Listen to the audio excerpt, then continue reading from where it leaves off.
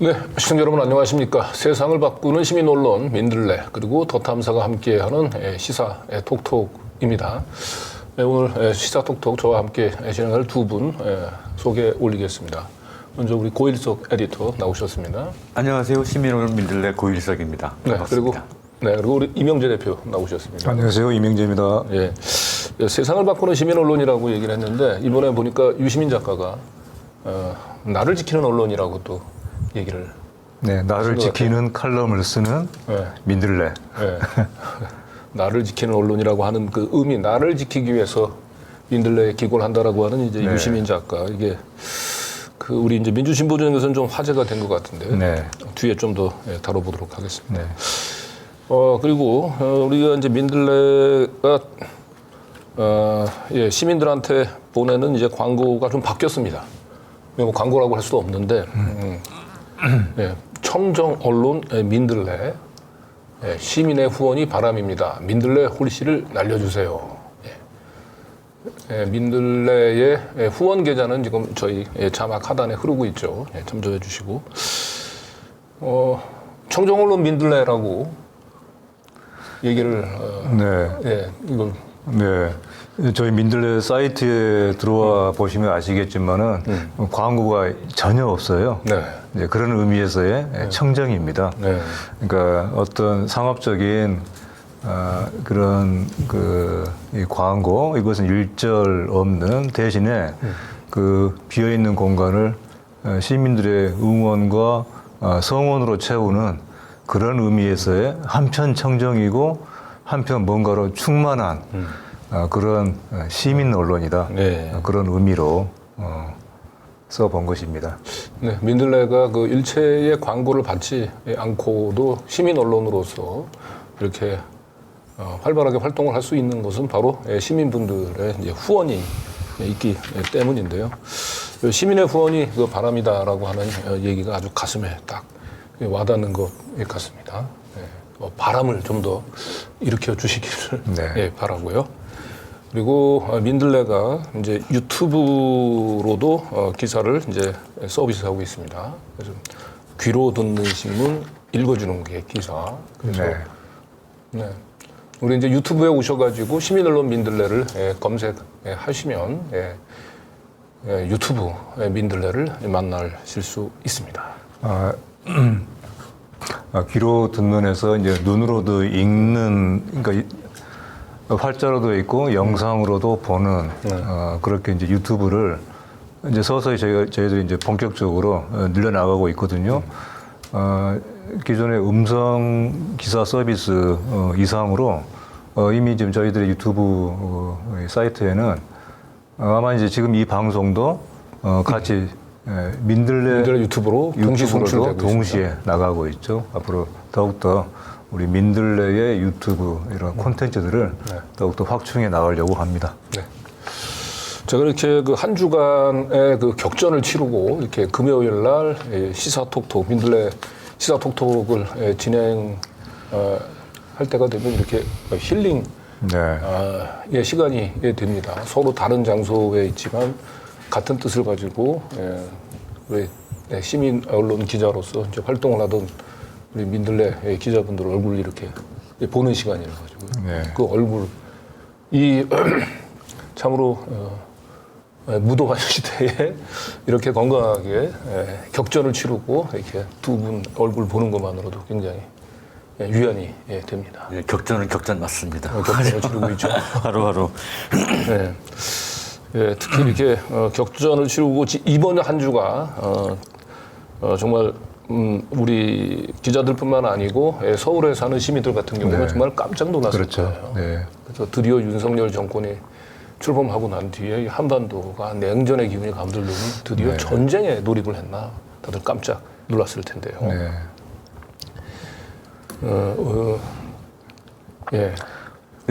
두 분은 서울 시민이신가요?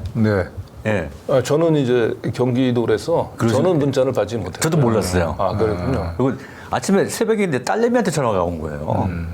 나 무슨 영문인지 모르고 얘기 들어보니까 그 2, 3일 전에 왜 우주비행체 쏜다고 예고 나왔기 때문에 그 얘기 같은데 그거 가지고 근데 왜 난리가 봤더니 가관이 아니더만 해보니까.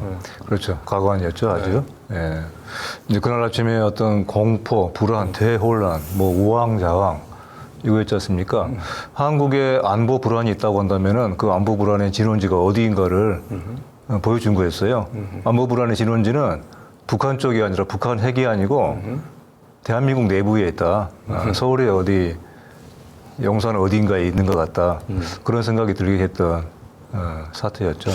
이게 우리 이제 문재인 정부 시절만 해도 이렇게 뭐 경계 경보가 울리면 그 당시에는 뭐 그 두 정상이 나란히 손을 잡고 군사 분계선까지 넘는 말 그대로 해빙의 분위기가 무르익던 시기이기 때문에 당연히 뭐 이건 뭐 그냥 오발령이겠구나 이렇게 생각을 하는데 윤석열 정부이기 때문에 더 사람들이 많은 시민분들이 가슴이 덜컥 내려앉았을 거예요. 그리고 사실 우리 요 정도만 해도 민방위 훈련도 많이 받았고 뭐 하여튼 등등 군대도 세게 갔다고 해서 또 이런 정부에 또 예민하고 하니까 별로 안 놀랐을 거예요. 그걸 받았어도. 네. 근데 이제 우리 딸같이 이런 경험이 한 번도 없는 친구들은 진짜 무서워하더라고요. 전쟁 나는 실제로 저희 회사에 이제 우리 회사 같이 근무하는 직원들도 아침에 자기를 깨우더랍니다. 그 아들아이가 피난 가야 된다고. 그죠. 예.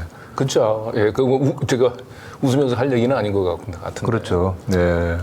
네, 우리 지금 이제 보고 계시는 것처럼 우리 한승동 에디터가 쓰신 저 영문모를 경계 공보 사이렌 대피령.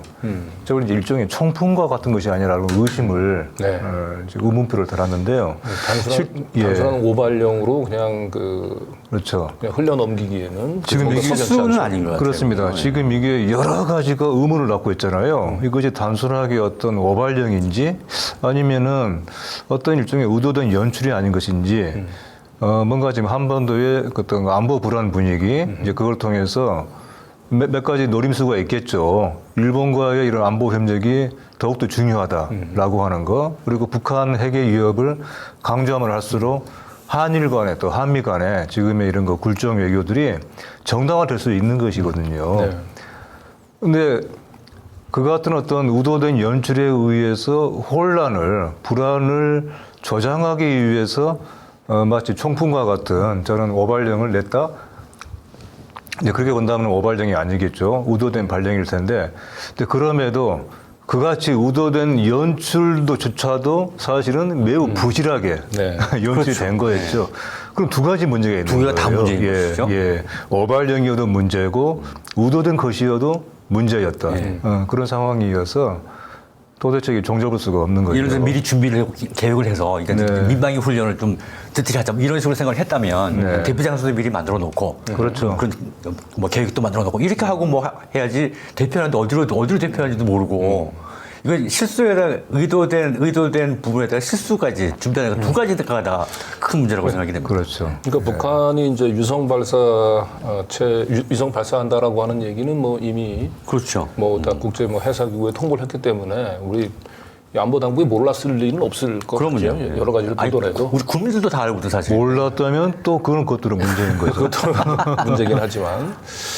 근데 뭔가 우리가 일각에서는 결국 윤석열 정권이 내년 총선을 앞두고 결국은 뭐 이렇게 그 과반 의석 지지율을 끌어올리기 위해서 혹시 국지전을 일으킬지도 모른다 뭐 이런 그런 얘기가 좀 있었는데 그런 우려는 항상 있죠. 네.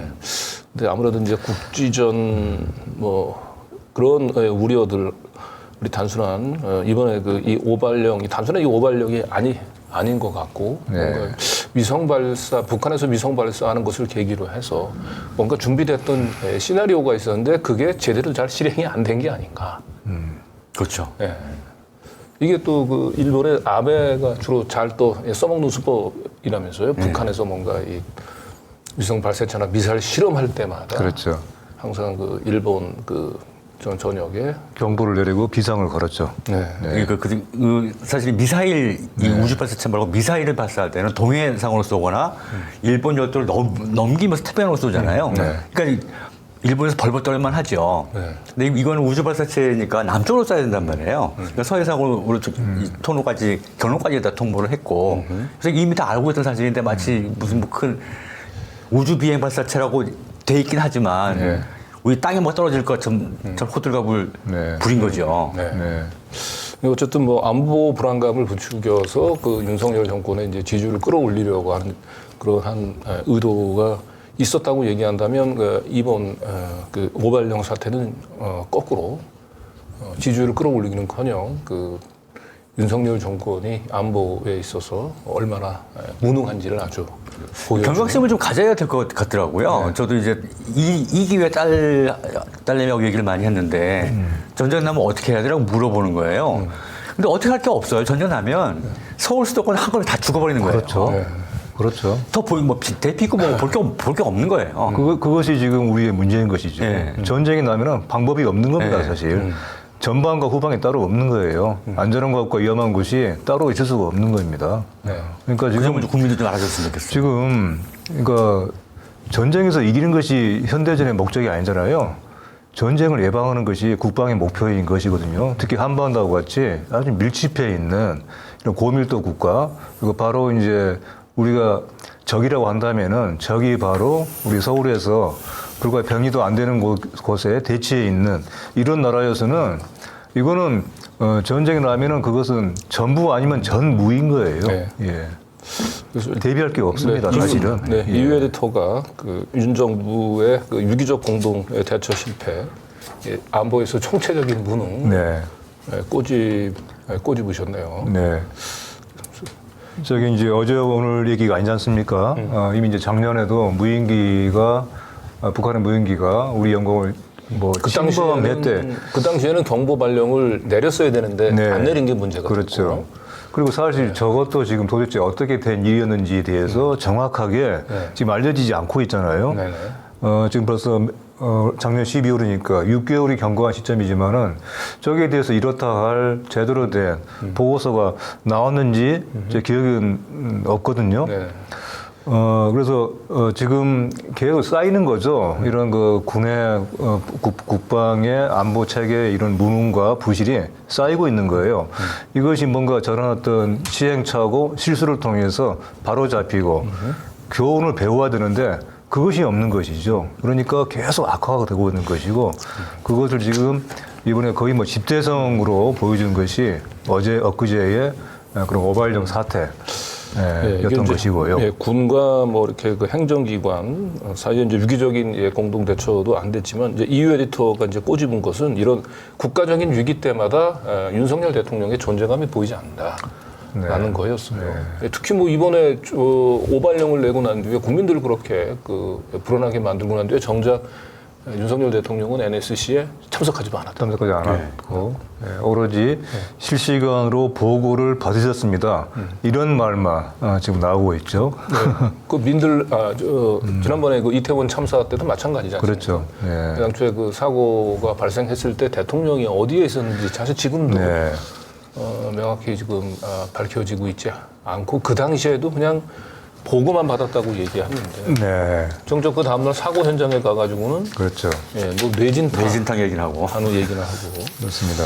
그 오늘 아침에 제가 동아일보를 보는데요.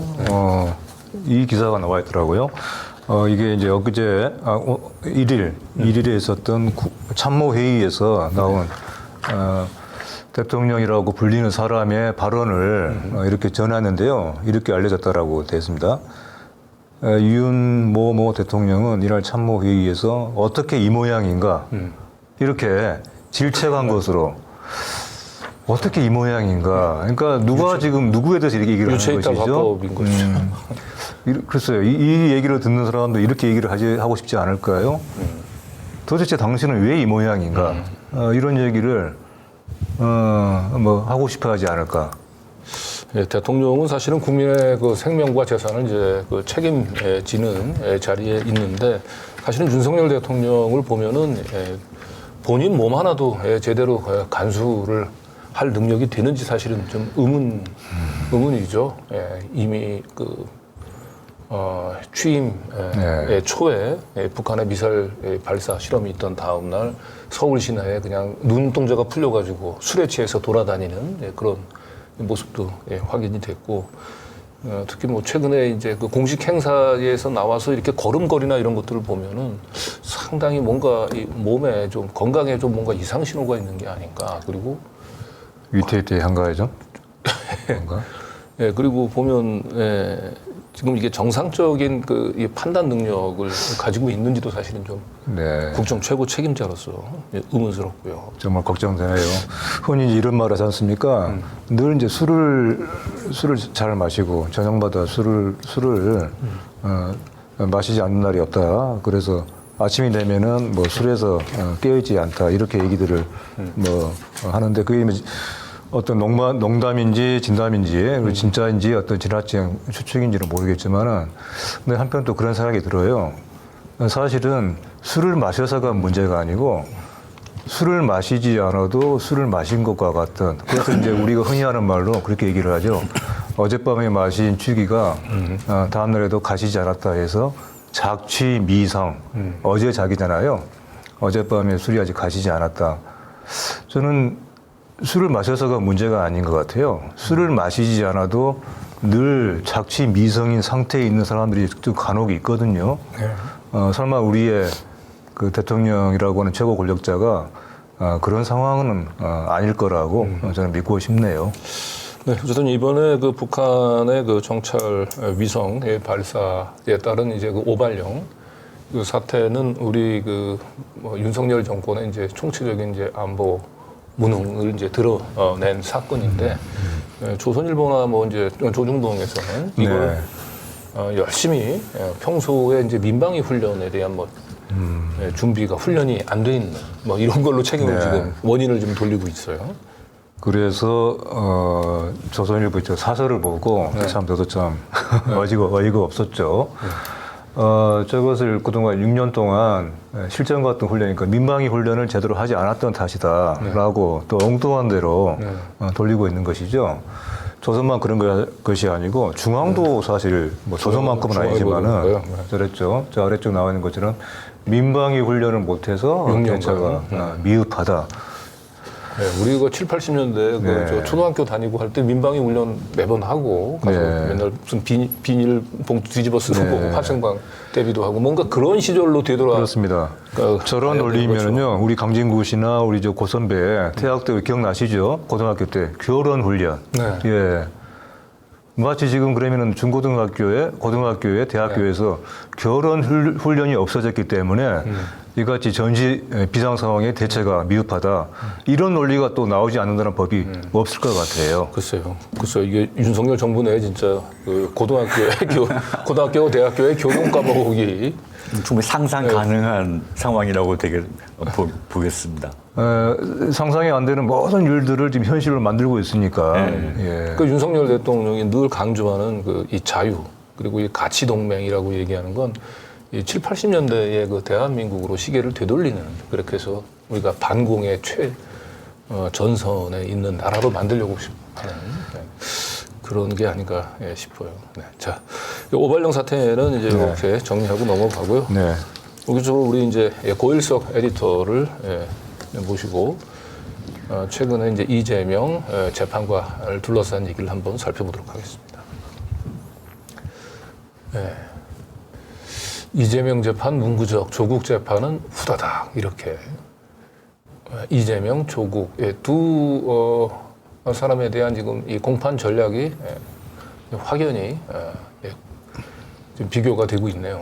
네, 그러니까 이재명 대표 재판은 지금 선거법 공판이 진행 중이고, 그다음에 이제 대장동 사건 하고 성남 FC 사건, 그러니까 대장동 사건에 몽땅 이제 이재명 대표 이름을 다 붙여놓은 그 사건이 지난주 이번 달에 그 1차 그 준비기일 가지고 7월 달에 준비기일 가진 다음에 한 8, 9월부터 재판이 들어갈 것 같아요.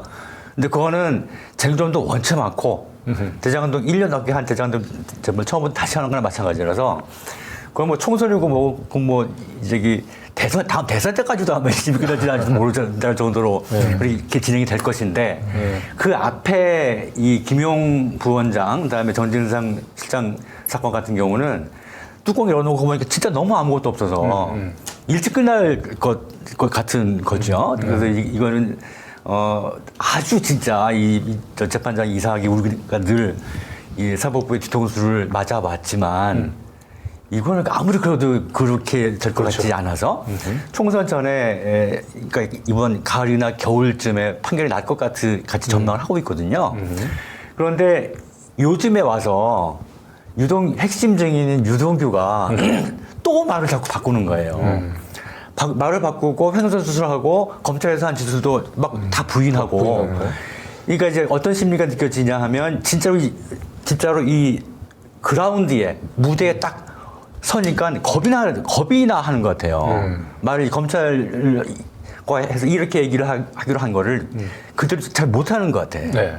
진짜로 위기를 느낄 정도거든요. 그러다 갑자기 지난주 주말에 쓰러져서 응급실에 입원했다고 나온 거예요. 네. 그때부터 줄줄이, 그러니까 지난주, 이번 주 재판이 줄줄이 연기되고 일정이 조정되고 이렇게 됐어요. 그러면 빠르면 가을, 늦어도 겨울에는 선고가 날 거라고 기대를 한 재판이 벌써 한 달 정도 미뤄졌어요. 이 앞에도 질질이 느는 바람에.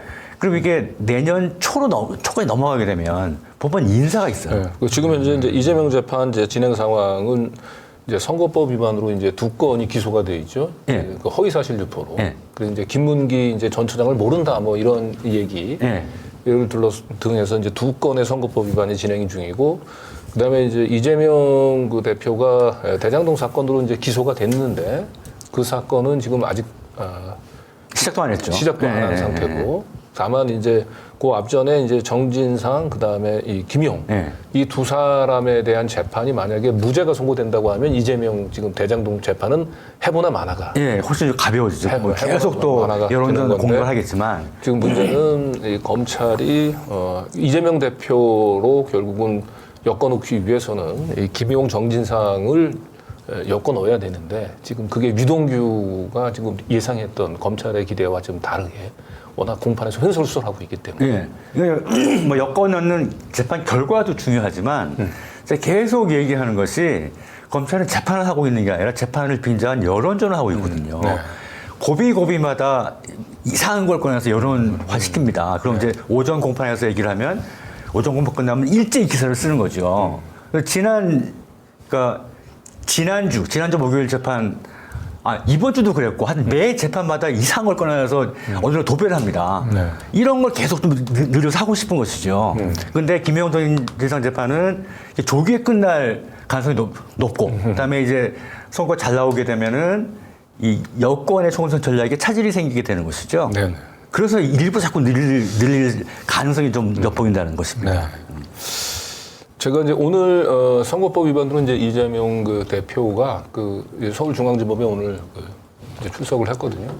이제 저도 오늘 이제 서울중앙지법에서 다른 제 개인적인 사건으로 재판을 받으러 가다가 이제 이재명 대표 차량이 싹 이제 지나가는 걸 봤거든요. 그런데 이제 느낌이 왠지 모르지만은 이제 항상 그 이재명 대표를 이제 지지하시는 분들 항상 있으면 또 반대쪽에 항상 극우 세력들의 이제 반대 집회가 있잖아요. 근데 오늘은 보니까 이 극우 세력 쪽의 목소리들이 별로 나오질 않고 있더라고요. 그러니까 그리고 이재명 대표가 이렇게 쭉 지나가면서 이제 본인 지지자들 향해서 이렇게 차 문 열고 이렇게 손을 흔드는 모습을 보는데 상당히 여유가 좀 있어 보이고, 그래서 뭐 선거법 위반과 관련해서는 이미 이제 이재명 대표가 상당한 여유를 찾은 것 같은 느낌이 좀 들었어요. 다행히도 처음에는 사실 굉장히 위축돼 있었거든요. 점차 좀 그 자세가 밝아져서 오늘은 또 특히 더 밝았던 모양이죠.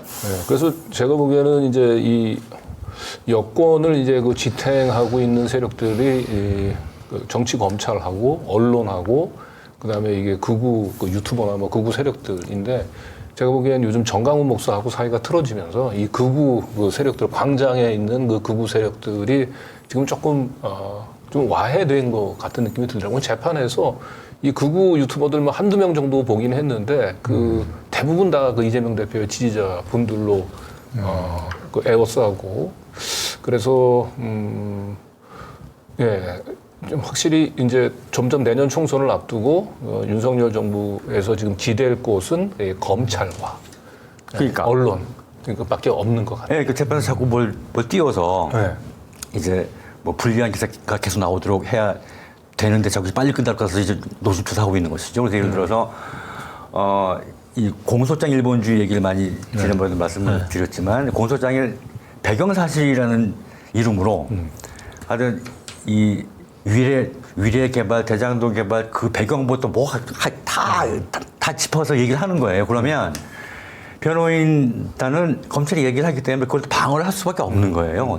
내가 볼 때 아무 짝에도 쓸모없는 얘기를 서로 한 며칠 동안 하고 있는 거야. 근데 그거를 벌써 정진상 실장, 김용 재판 다음에 저쪽도 이재명 재판에서 나는 그거를 재판만 들으니까 이제 외울 정도예요. 그걸 계속 하고 있는 거예요. 네. 그리고 증인도 사실 이제 그 김용 정진상은 유동규가 줬다는 거니까 유동규에게서 김용 전진상으로 가게 되는 이 부분이 중요한데 그 앞 단계에 아무 때도 수 없는 증인을 계속 부르고 있어요. 네.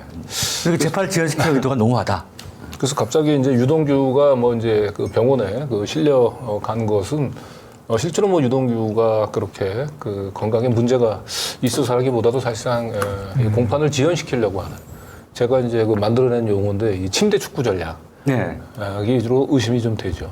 단정적으로 말할 수 없지만 의심은 충분할 수가 있죠. 병원 입원의 사유는 뭡니까? 병명은? 그 모르겠어요. 뭐 오늘 토요일인가 금요일 아침에 쓰러져가지고 응급실 실려가서 뭐 입원해서 종합검진을 받고 있다고 합니다. 네. 그 6월 1일 공판에서 이 유동규의 그 침대 축구 전략과 관련된 그 이제 공방이 좀 오고 갔어요. 한번 그걸 한번 살펴보면서 그 전에 여기서 이제 이재명 재판은 그런데 조국 장관 재판이 지난주에 이제 첫 준비 기일 공판이 열렸어요. 그리고 다음 달에 한번 더 하고 한 8, 9월 달 7, 8월 달부터 아마 본 공판에 들어가게 될 것 같은데 요것도 이제 항소심이기 때문에 요것도 한 1월 정도에 끝날 것이다 라고 예측을 하고 있는데 이 재판은 검찰이 늘어질까 봐 또 노심초사를 하는 거예요. 반대로. 이재명 관련 재판을 빨리 끝날까 봐 막 그냥 침대 축구를 벌이고 있는 반면에 이 조국 장관 재판은 어떻게든 조금 늘어질까 봐 막 노심초사를 하고 있는 거예요. 왜냐하면 이게 조국 장관의 총선 출마와 관련이 돼 있거든요. 물론 이제 대법 판결 나기 전까지는 뭐 출마할 수 있지만 그래도 이 항소심이 또 늘어지게 되면 훨씬 더 좀 가벼운 출마하기가 가벼운 상황이 되기 때문에 조국 전 장관이 뭐 자기 출마한다 이런 얘기를 전혀 하고 있지 않지만 여러 사람들이 얘기하고 있지 않습니까? 그러니까 저쪽은 꽤 신경을 쓰는 것 같아요. 그래가지고 제가 보기에 이재명 지사와 관련된 이재명 대표와 관련된 재판에서는 쓸데없는 증인들을 막 불러가면서 재판을 지연시키고 있는데 반대로 그 조국 전 장관 재판에서는 조국 전 장관하고 노환중 전 부산의원장 있지 않습니까? 거기서 증인을 엄청나게 신청을 했어요. 이런저런 증인들을. 그랬더니 다 필요 없다, 검찰은. 무조건 절대로 반대한다. 막 열을 내면서 반대할 수 있죠. 반대할 수 있는데 다 건건이 다 공소 지연의 의도가 있다는 거예요. 재판을 끌려고 하는 것이다. 이렇게 많은 증인들 신문할 필요 없다? 네. 이거 필요 없다까지도 좋은데 공소지연 의도가 있다라고 얘기하는 것은 그 조바심이 느껴지는 것이죠. 그렇죠. 그것도 어떤 일이 있었냐면 다음 준비기일이 이제 6월 19일로 일단 6월 19일 10시로 하면 좋겠다고 재판장이 얘기를 하니까 노환중 원장 그 변호인단은 부산에서 오시잖아요. 우리는 부산에서 오면 새벽에 와야 된다 그랬더니 그러냐 자기 생활인데 그러면 안 되지. 라고 다른 날을 찾는데 7월 며칠로 또 잡은 거예요. 근데 그러니까 이 변호인이 그렇게까지 할 필요 없다. 막 찾고 있으니까 그냥 뭐 조금 우리가 새벽에 오겠다. 이제 그러면서 계속 찾다가 7월 달로 얘기를 하니까 검찰이 막 벌떼같이 일어나가지고 아니 그럼 한 달이나 더 늦게 되는데 준비기를 어떻게 2달씩이나 하냐고 제발 안 되니까 그냥 이것도 해달라고 막 읍소를 하는 거예요. 확연 이제 이재명 대표에 대한 재판하고는 완전히 비교가 되는 거예요. 다른 것이죠. 네. 조국 전 장관이 그 출마를 한다라고 하는 것이 뭐 본인이 입으로 출마한다는 얘기는 안 했는데도 검찰로서는 굉장히 만약에 조국 전 장관이 출마해서 당선이 되면은 정치적으로 부활하는 거고 어떻게 보면 2019년도 이제 그 검찰 그 수사의 일종의 이제 그 유권자들이 검찰 그 수사에 대해서 심판을 하는. 근데 그러면 어쨌든 윤석열 정권이 검찰 쿠데타의 출발이나 시발점이나 다름없었던 조국 전 장관에 대한 사회적인 평가가 이제 달라질까봐 새로운 전선이 형성된다고 네, 봐야겠죠. 지금 조사하고 있는 것 같습니다. 자, 어쨌든 조국 전 장관은 이재명 재판에 대한 것과 달리 굉장히 지금 검찰이 빨리 속전속결로 진행을 하려고 하는 그런 노심초사하는 그런 검찰의 모습이 보인다라고 하는 말씀이었고요. 네, 6월 1일 그 공판에서는 이제 유동규 증인을 둘러싸고 그 좀 이 침대 축구 관련해서 좀 신경전이 있었던 것 같아요. 예. 네. 유동규가 이제 지지난주 주말이었던 것 같아요. 네. 아침 집에서 갑자기 쓰러져서 응급실에 입원했다고. 그거라면 이제 모든 일정이 다 정진상 실장 재판 다 2주가 연기가 되고 이 김용 부원장 재판은 뭐 일정이 바뀌고 뭐 이렇게 했습니다. 그새 이제 원래 유동규가 증언을 해야 되는데 남욱 변호사를 먼저 불러서 이제 증언을 하게 된 것이죠. 그래서 어제 이제 지지난주에 검찰 주심을 하고 어저께 변호인 반대 질문을 했는데 어제 그 진술이 끝날 무렵에 재판장이 화면 좀 보여주시죠. 이 재판장이 다음 재판 일정을 잡는 얘기를 한 거예요. 네. 그래서 이제 지금 원래 유동규 증인을 불러야 되는데 이제 건강이 이러하니 이번 달까지는 해야 되고 뭐 다음 달 하자 이렇게 이제 맨 마지막에 해야 되겠다 이런 식으로 얘기를 하니까 변호인단이 재판부께서 유동규를 굉장히 고려를 해주시는데 지금 유동규 유튜브 나와서 활동을 하고 있다. 그런 거예요. 그러니까 재판장이 깜짝 놀라는 거예요. 응급실에 실려가서 네. 병원에 있는 줄 알았는데 지금 유튜브를 입원해 있어야 통화하니까. 되는데 이번에서 이번 주 화요일날까지 입원을 늘 해야 됐다. 라고 얘기를 하더라고 이제 그 뭐 통지가 오기를. 근데 그런 얘기를 깜짝 놀라면서 지금도 유튜브에 유동규 전 법무장이 유튜브 하는 거 계속 시비가 되어 왔으니까 지금도 하냐고 예. 물어보면서 이 건강도 안 되고 진단소견서 나온 사안이라서 이번 주 화요일 이제 본인의 자유의지지만 재판에 영향 있는 행동 하지 말라고 계속 연락을 하고 있다는 거예요.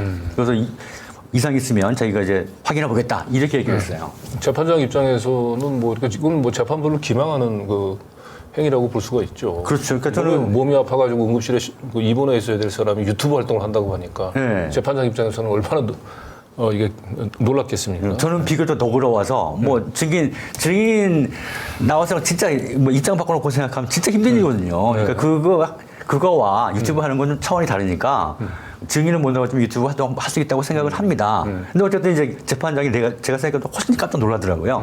그래서 이제 검사도 놀래가지고 막 웅성웅성 하더니 바로 이제 얘기를 하는 것이 뒤에도 처음 듣는 얘기인데 변호인께서 유동규가 유튜브 출연하고 있다고 하는데 저희가 알기로는 지금은 안 하고 있다는 거 알고 있다. 그리고 영상 올라오는 거 있는 모양인데 그건 예전 영상 촬영해 놓은 거를 편집해서 올리는 거다 이런 얘기를 한 거예요. 재판장이 그러냐고 반가워서 반가워서 그러냐고. 그래서 이제 계속 확인을 하고 있는데 지금 찍고 있는지 뭐 녹화하는 거 올리는지 모르겠지만 하여튼 만약에 재판에 영향을 주는 활동을 하고 있으면 자제할 수 있도록 조치하겠다 이렇게 얘기를 했어요. 이건 진실은 뭔가요? 지금 유동규가 그 유튜브 활동하는 건 예전 영상을 올리고 있는 건가요? 그러니까 그 예전 영상이라고 한다면 네. 그 유동규가 몸이 아파서 증인 못 나가겠다고 통보하기 그 이전에 했다는 거 아니겠습니까? 그렇죠. 근데 그거를 재판부가 그런 연락이 왔다. 그 소견서가 왔다고 하는 게 지난주 재판 25일이었어요. 네. 그 내용을 얘기를 했거든요. 네. 근데 이 방송 27일에 한 거예요. 27일 딱 이틀 만에. 네. 했는데 검찰이 얘기한 것처럼 예전에 한 거냐? 아니죠. 우리 라이브로 한 건지 녹화를 한 건지 구분이 가지 않습니까? 네. 방송 시작하면서 댓글이 들어오니 안 들어오니 이렇게 시작하거든요. 그렇죠. 27일 라이브로 한 거예요. 라이브로 한 겁니까? 네. 거기다가 그럼 검사가 이제 완전히 헛다리를 짚은 거네. 그러니까 안 보고 그냥 한 거죠. 거짓말 한 거죠. 거짓말한 거네요. 그리고 이제 25일 날 제가 25일 날 검찰이 무슨 또 언론 플레이를 했냐. 아까 이제 재판 지연, 제가 늘 재판을 빙자한 여론전이라고 하지 않습니까? 뭘 했냐 하면, 하여튼 이제 증인으로 나온 분의 휴대폰을 압수수색했는데 휴대폰이 없어졌다고 그런 거예요. 그거 가지고 증거 조작의 우려가 있다라고 공격을 한 거예요. 그거를 또 언론에서 왕창 보석한 후에 증거 조작했다고, 알리바이 조작했다고 막 대대적으로 보도를 했는데 27일 유튜브 방송에서 그 기사를 띄워놓고 방송을 한 거예요. 그러니까 25일 날 이후에 한 게 확실한 것이죠. 근데 이제 제가 말씀드리는 것은 검찰이 유동규의 일거수일투족을 다 확인하고 할 필요 없죠. 그럴 수도 없고. 그러니까 유튜브 방송을 했다고 하는 말 들으면 했는지 안 했는지 모르는 게 당연하지 않습니까? 모른다고 해야죠. 그럼 모르고 가만히 있어야지. 왜 있지도 말을 지대면서 무슨 예전에 그걸 편집해서 이런 거짓말을 하냐는 말이에요.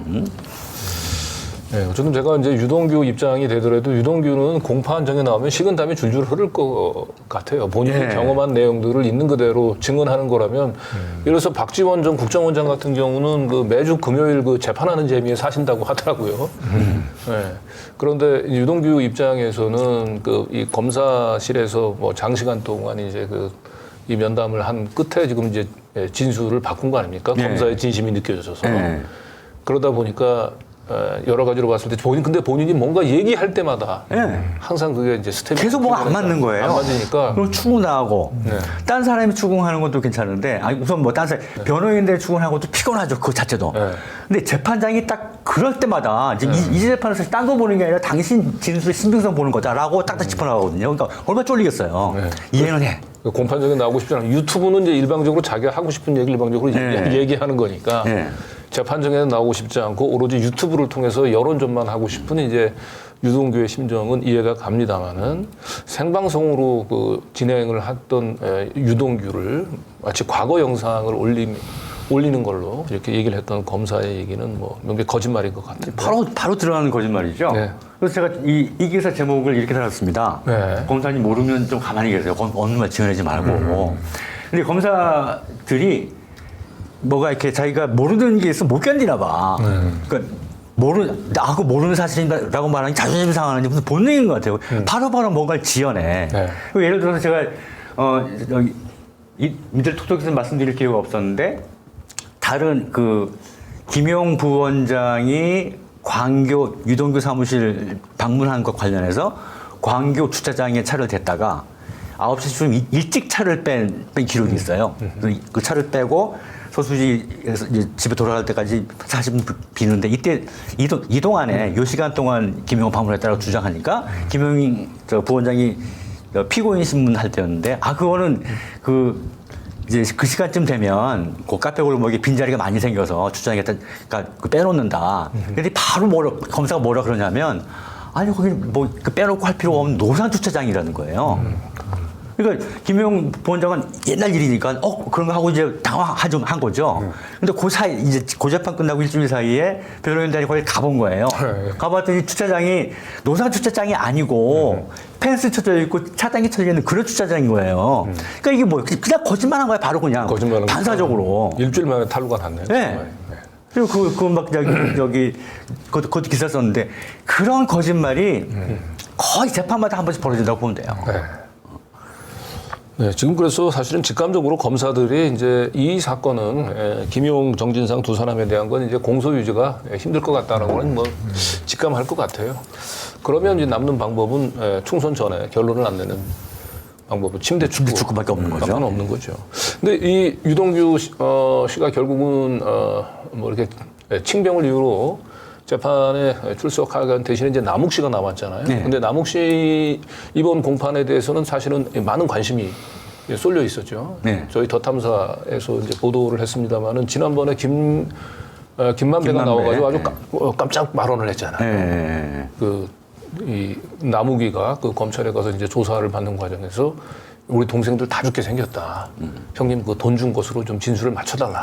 이런 취지의 이제 발언을 했고 재판장이 그러면 실제로 그런 발언을 했는지 내가 남욱 다음 공판에 나오면 확인을 하겠다라고 얘기를 했거든요.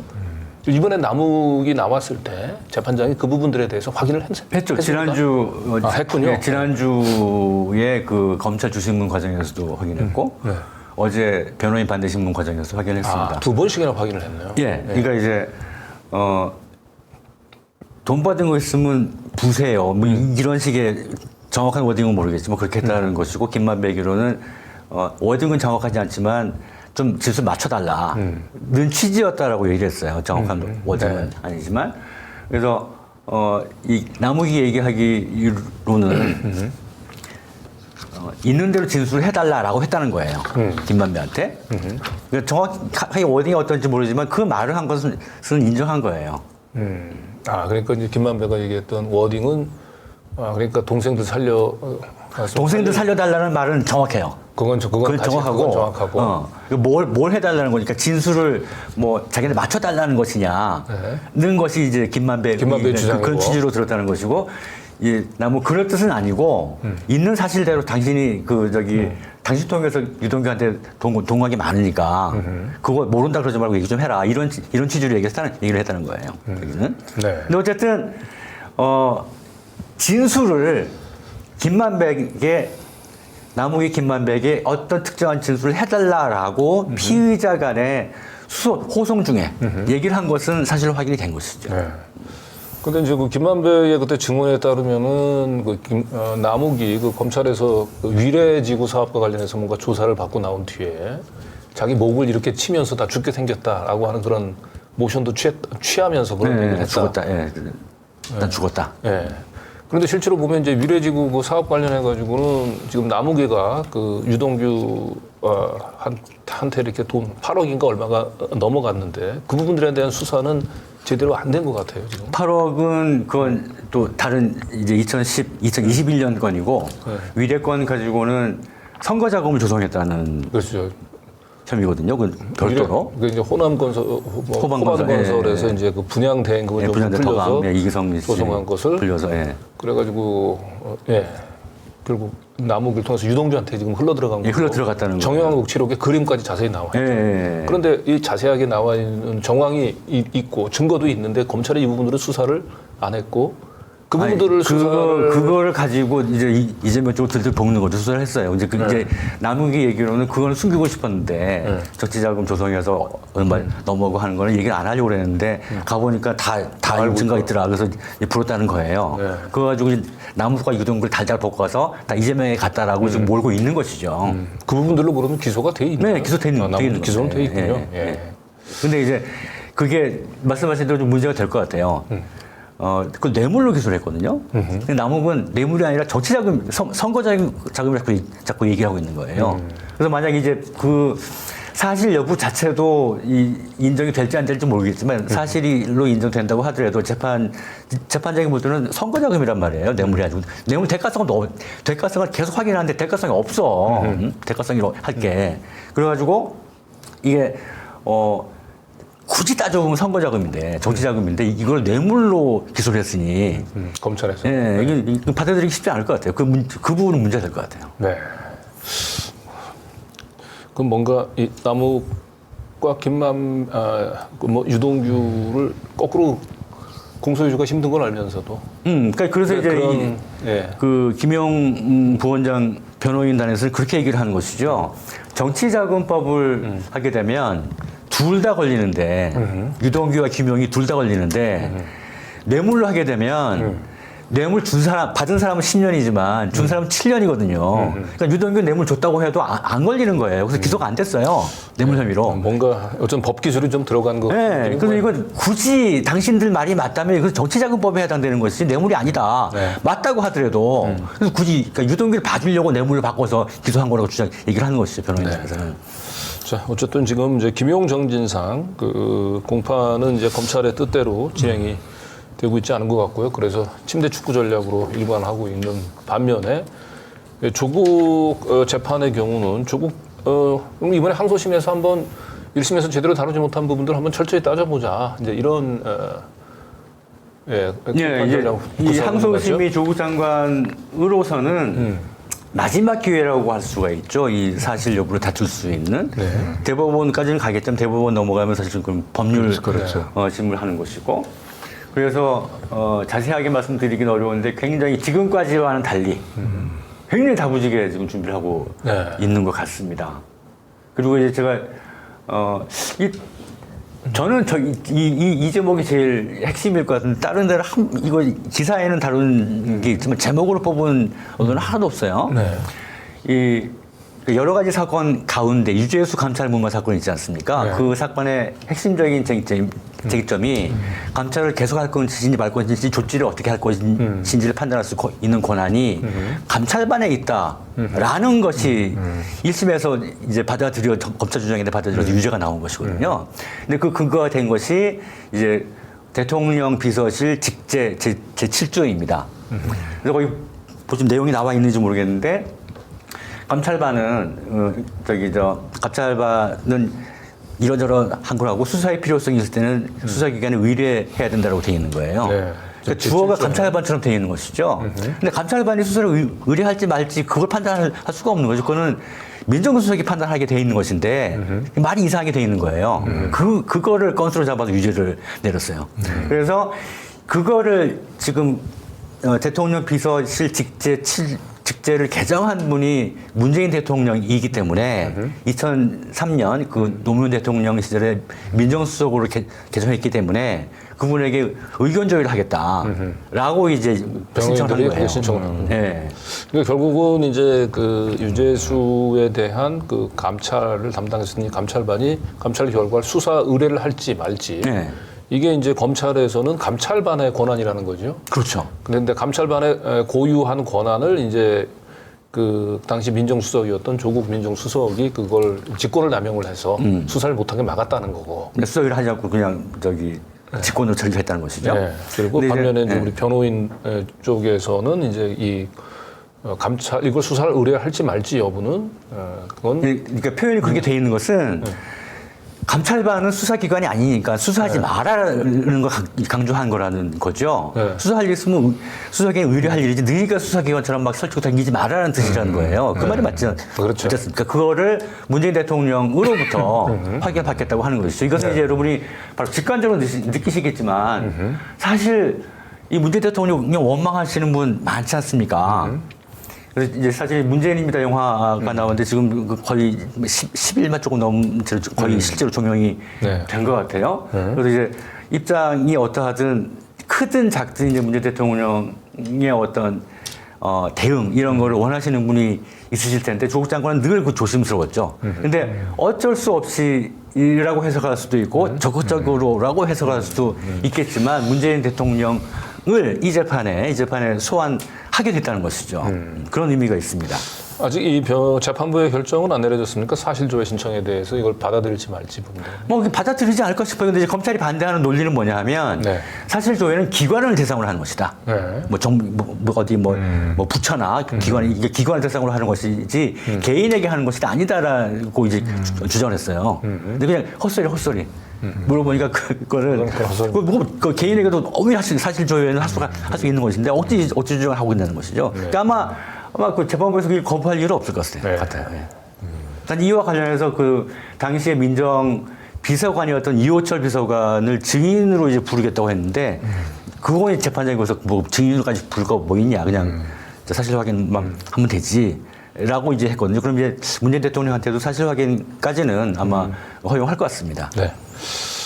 조국 전 장관의 경우는 이제 그 1심에서 제대로 좀 다뤄지지 않았던 부분들을 철저하게 좀 항소심에서 사실관계를 좀 충분한 시간을 갖고 좀 다퉈보겠다라고 하는 입장인 것 같은데 네. 어떤 식으로든지 검찰은 이 사건을 조기에 좀 종결해서 내년 총선 이 조국 전 장관에 대한 조국 전 장관 변수를 좀 없애려고 안간힘을 쓰고 있는 것 같습니다. 그래서 그 부분과 관련해서 아직 뭐 예단할 수는 없는데 그 재판장이 이 각각의 그 항소 이유서를 받아봤을 거 아닙니까? 근데 그걸 보고 이제 여러 가지 전제를 따라서 뭐 1심을 부정하거나 뭐 다른 그런 뜻이 아니라 아니라는 거를 유념해서 들으시길 바라는데 요런 저런 점을 좀 보충해 달라라고 지목한 것들이 몇 개가 있어요. 재판장이 항소심 재판장. 요건 요런 부분하고 뭐 그런 게 한 7가지가 되는데 그 쟁점만 다뤄도 1년 넘어갈 것 같은 거예요. 네. 그래서 막 어떨지 모르겠지만 그냥 정상적이라기보다 그냥 이렇게 다른 변수가 없다면 아마 내년 초 그러니까 법관 인사 있기 전에 판결이 나올 수도 있는데 이런저런 변수가 발생하지 않을까. 그러면 1월 2월 넘기게 되면 인사 들어가서 총선 전까지 항소심이 끝나지 않을 가능성이 꽤 있다는 생각이 좀 들기도 합니다. 네. 네, 이 정치검찰의 이제 칼날위에 서 있는 2명의 이재명 그리고 조국 전 장관에 대한 재판이 지금 어떻게 진행되고 있는지 좀 살펴봤고요. 자, 다음 소식으로 넘어가기 전에 여기서 잠깐 이제 광고 말씀 올리고 진행을 하도록 하겠습니다. 시민이 만드는 사회 공익 채널. 시민 언론 더 탐사 다시 시작합니다. 더 탐사를 응원하는 가장 스마트한 방법. 저렴한 가격, 전 제품 무료 배송, 더 탐사몰을 이용해 주세요. 쇼핑이 후원이다. 더 탐사몰. 하지 마. 쇼핑이 후원이다. 쇼핑이 후원이다. 더 탐사몰.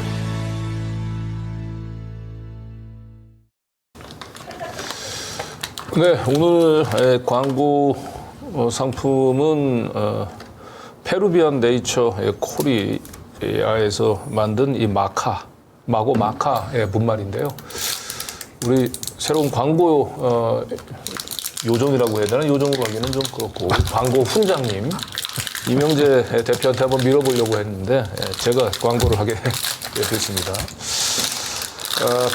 이게 페루의 원산지죠. 그리고 페루의 산삼이라고 알카로지는 이제 마고 마카 분말인데요. 이 페루비안 네이처 코리아는 20년간 오직 한 길 이 마카만 연구한 회사입니다.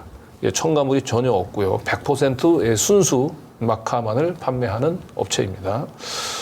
이 마카의 이제 대표적인 효능으로는 활력 증진 그리고 피부 손상 방지에 도움이 될 수 있습니다. 아까 말씀드렸던 대로 이 마카는 이제 페루의 산삼으로 불린다고 합니다. 그리고 페루에서도 또 마카에 우리 산삼하면 뭐 금산이니 강화도 얘기하듯이 페루에서도 마카의 성지하게 되면 후닌 지역을 얘기하는데 이 후닌 지역에서 재배된 마카를 사용한다고 하고요. 이 후닌 지역의 마카가 왜 또 중요하냐면 이 후닌 지역의 마카여야 화산암 지대의 풍부한 미네랄과 고산지대에서의 강한 생명력을 힘차게 품고 있기 때문입니다. 자, 그리고 내용을 한번 좀 열어보시면 알겠지만 이게 스틱형으로 되어 있어요. 스틱형으로 되어 있어서 남녀노소 누구나 부담 없이 간편하게 먹을 수 있습니다. 그래서 요거 이제 물에 타 드셔도 되고 그냥 드셔도 됩니다. 두 분 한번 오셨는데 한번 페루의 산삼 마고마카를 한번 좀 드셔보시죠. 요거는 이제 요 분말형으로 되어 있네요. 분말형으로 되어 있는데 요 물에 타 드시면 됩니다. 이렇게.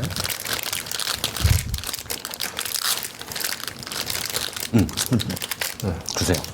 스푼 엄청 깜짝 놀랐잖아. 네.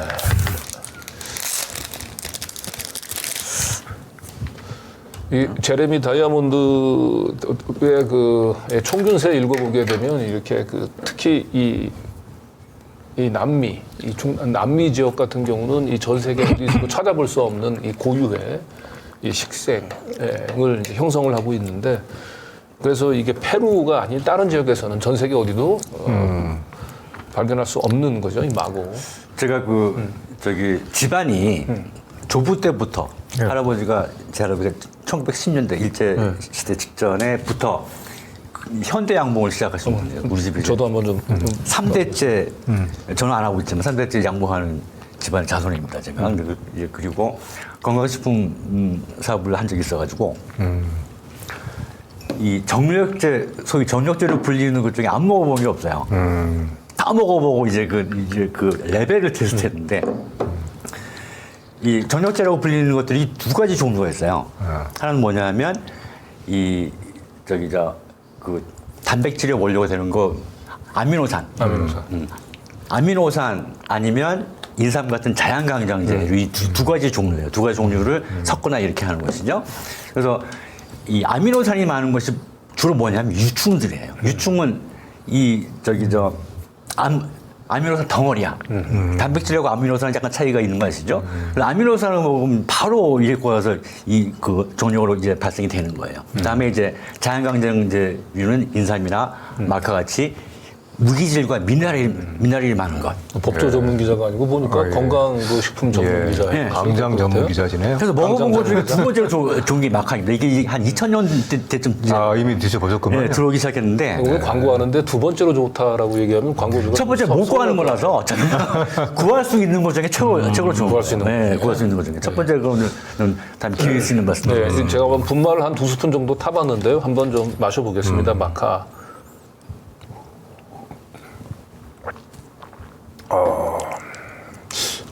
쌉싸름하니 먹을 만도 한데요. 이게 물에 타 먹으니까. 그러니까 아주 먹기 좋아요, 이거. 예. 먹기 좋아. 아주 쓰지 않고 기분 좋을 정도로 그렇죠. 쌉싸름한. 그러니까 저도 그런 인삼도 별로 쓰다고 못 느끼는데 인삼 쓰다고 못 먹는 분들 많거든요. 이거보다 훨씬 인삼에 비하면 훨씬 안 써요. 네. 이건 그냥 티처럼 이렇게 마셔도 좋을 것 같아요. 예. 예. 자, 제가 이제 가격 안내해드리면서 이제 광고 마무리할게요. 예, 페루의 산삼 아고마카 100%를 더 탐사몰에서 만나보시고요. 1개월분 45,000원부터 다양한 옵션이 준비되어 있습니다. 온라인 결제가 어려우신 분은 1544-1871 전화 주문도 가능합니다. 전화 주문은 대신 평일 오전 10시부터 오후 5시까지 가능합니다. 쇼핑이 후원이다. 더 탐사몰. 자, 이거는 저희 이제 광고 마치고 다음 소식으로 넘어가 보도록 하겠습니다. 오늘도 시민언론 더 탐사 그리고 스튜디오 더 탐사 두 군데를 통해서 동시에 라이브 진행 중이고요. 스튜디오 더 탐사에서 구독, 좋아요, 알림 설정도 잊지 말아 주시기 바랍니다. 예, 그리고 스튜디오 더 탐사 스태프들이 저한테 간곡히 부탁을 했습니다. 스튜디오 더 탐사 구독과 함께 슈퍼챗 후원도 부탁드리도록 하겠습니다.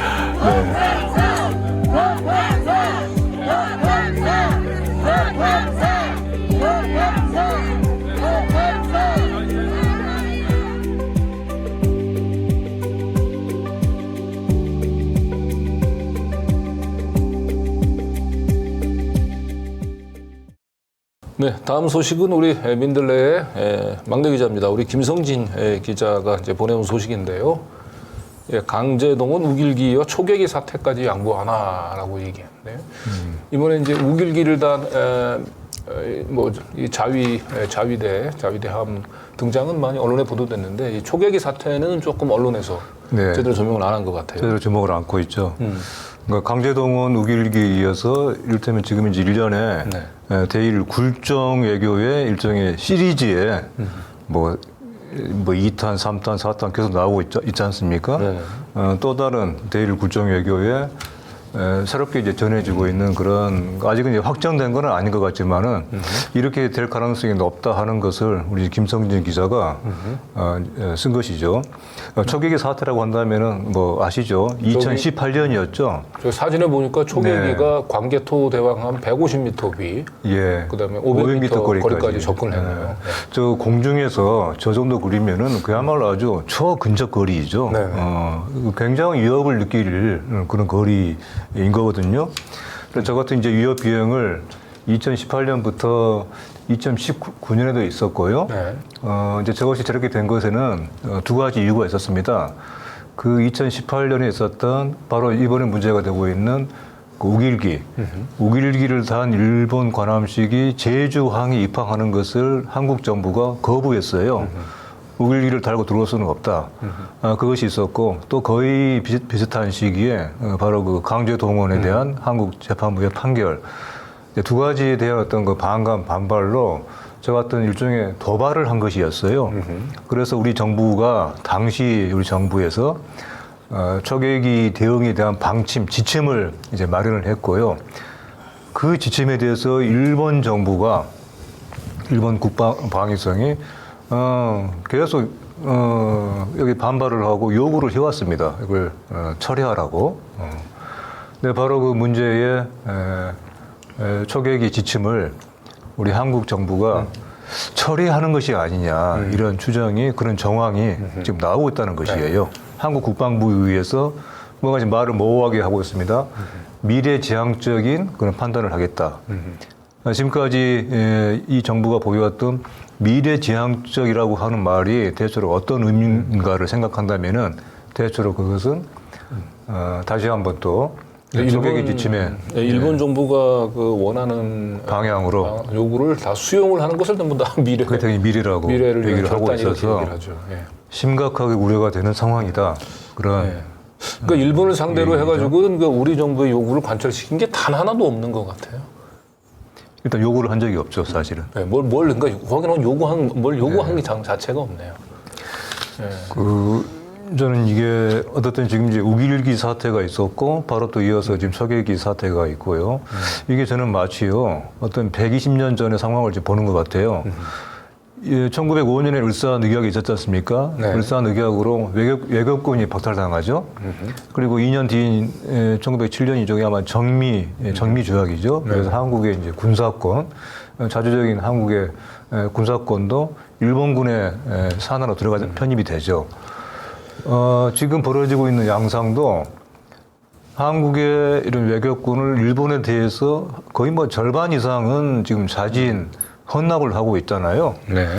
그리고 지금 이어서 한국의 군사 자주권에 대한 상당 부분의 뭐랄까 대의를 위해서 일본이 하자고 하는 대로 따라가는 거 거의 지금 비슷한 양상으로 120년 전과 비슷한 양상으로 가고 있는 것이 아닌가 이런 생각이 들 정도예요.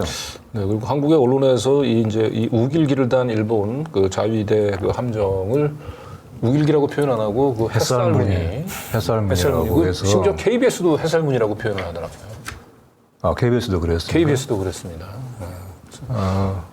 이 햇살 어처구니가 없네요. 그래서 뭐 어처구니가 없죠. 네, 근데 그나마 이제 이 자위대 함정의 그 우리 그 영해에 대한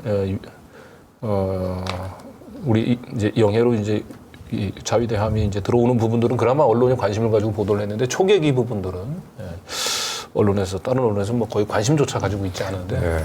우리의 영공과 영해에 일본 우길기를 단 비행기, 전투기와 전함이 지금 얘기하셨던 대로 120년 전에 우리 부한말 상황을 연상을 시키고 있는 것 같습니다. 자, 다음 소식을 한번 볼까요? 네. 네. 좀 전에 봤던 우리 초계기 사태, 초계기 지침의 철회 가능성이 높다 하는 현실하고 상반되는 얘기입니다. 무슨 얘기냐면은 지금 일본에 대해서는 아주 아낌없이 퍼주고 있죠. 내주고 있고, 그리고 일본이 하자는 대로 따르고 있고, 반면에 그렇다면은 이렇게 아주 온갖 성의를 보이고, 이것도 뭐 성의라고 한다면 성의를 보이고, 우리 모든 것을 내주고 있는데, 정작 일본은 한국을 어떻게 대하고 있느냐에 대한 얘기입니다. 그것에 일본이 지금 한국 정부를 어떻게 보고 있는가, 특히 윤이라고 불리는 대통령에 대해서 네 어떻게 이제 보고 있는가를 보여주는 하나의 단면인데요. 일본의 총리가 기시다가 북한의 김정은 국방위원장과 국무위원장이죠. 예. 정상회담을 갈 가능성이 높다. 그리고 그 같은 접촉이 이미 상당 폭으로 이루어지고 있어 왔다고 하는 것이 바로 엊그제에 드러난 거예요. 네. 한국 정부로서는 어떤 허를 찔린 것이죠. 네. 예. 우리는 모든 걸 다 내주면서 일본에 이렇게 매달렸는데 정작 일본은 따로 남한은 제쳐놓고 북한과 따로 이 같은 협의를 해왔다는 것입니다. 이것이 지금 우리 한국 정부가 일본으로부터 받고 있는 어떤 대접을 받고 있는지를 보여주는 하나의 단면인 것이죠. 네. 예, 한국 패싱. 예. 네. 요 다음 소식도 이제 그 비슷한 얘기 같죠. 윤석열 외교 오리알. 네, 비슷한 얘기입니다. 네. 중노와 척지고 네. 미일은 나몰 나라. 예, 그야말로 고립무원이다. 고립무원. 그러니까 미국과의 유차, 일본에 대한 밀착. 이지만은 정작 미국과 일본은, 특히 일본은 한국에 대해서 점체 어떤 형제로 보지 않으려고 하는 그런 관계를 오리알이라고 하는. 또 반면에 중국과 러시아에 대해서는 지금 뭐 노골적인 반감을 드러내고 있고, 우크라이나에 대한 포탄 지원이니 또 여러 가지 뭐 비杀상 무기를 넘어서는 여러 가지 지원, 또 거액의 차관 재공설, 또 한편 또 중국에 대해서 끊임없이 어떤 적의를 드러내는 이런 발언들. 그리고 중국이 최근에는 한국을 찾아온 그 중국의 외교부 고위 관계자가 그렇게 얘기를 했죠.